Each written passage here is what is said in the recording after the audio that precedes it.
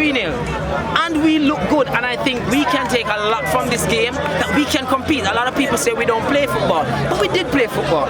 We didn't get the goal today, but like I said, I think the boys will recover from the flu bout, but we'll just go again.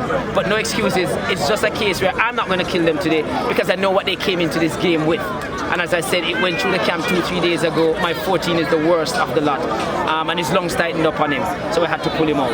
And when we went down a goal, we were 10 players on the park. We're trying to get the goalkeeper to go down so that they could start the game. I don't know, he wasn't hearing or realizing what we wanted, so we went down a goal with 10 players on it. And then the second goal too, when you look at it, it's in the 6-yard box. You expect your goalkeeper to come for it, but he didn't. But he learned from that experience as well.